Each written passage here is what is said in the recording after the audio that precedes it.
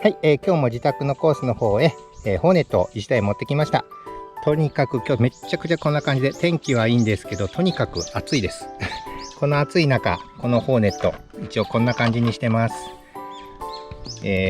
まあ変なホーネットですけど、ステアリングワイパーだったり、ベルトドライブにしてみてたり、ここのリアで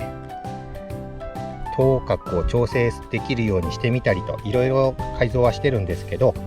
なんせこういったハイグリップ路面で走らすことあまりなかったんで、どんな感じで走れるか試しにちょっと走ってみようと思います。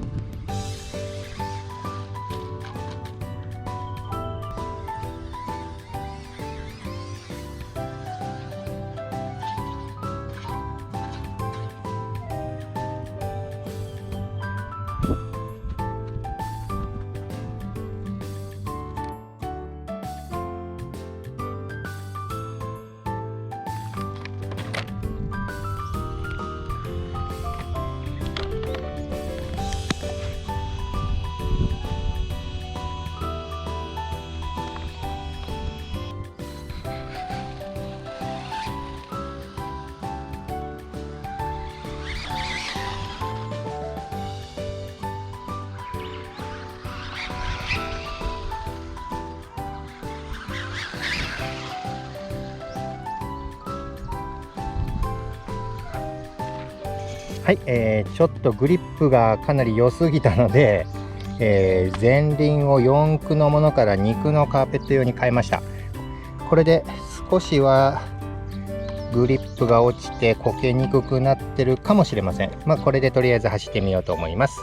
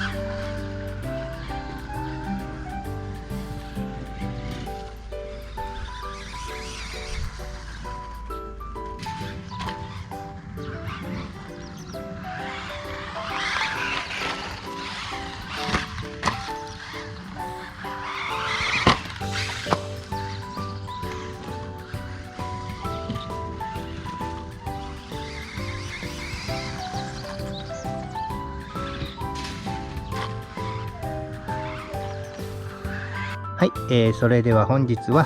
ホーネット自宅のコースで走らせてみました。ハイグリップ路面をもうこのホーネットで走らすのはあまりなかったんですけど、最初は4駆のタイヤですね。これはちょっとグリップ良すぎて、よく転ぶという感じになりました。ただその反面、コーナーはタイトなコーナーもしっかり曲がれたんで、その部分に関しては良かったかなと思います。ただちょっと走りにくかったので、2駆のタイヤに変えて、走ったら、ハイサイドは起こしにくくなったんですけど、今度はタイトなコーナーがちょっと曲がりにくくなったかなという印象でした。で、思い切って飛ばしたジャンプは変な着地をするとやっぱりボールエンドの部分が外れたりと、ちょっと故障ちょっと壊れかけたりもしたんですけど、それでも最後まで、バッテリーなくなるまで走れたので、もう少し車高を落としたりして、しっかり走れるように作り変えていければなと思います。それでは本日の動画は以上となります。また今後もこういったラジコンの動画や自分の疑問に思ったことはどんどん動画にしていきますので、よければいいねボタン、チャンネル登録もよろしくお願いします。それでは最後までご視聴いただきありがとうございました。失礼します。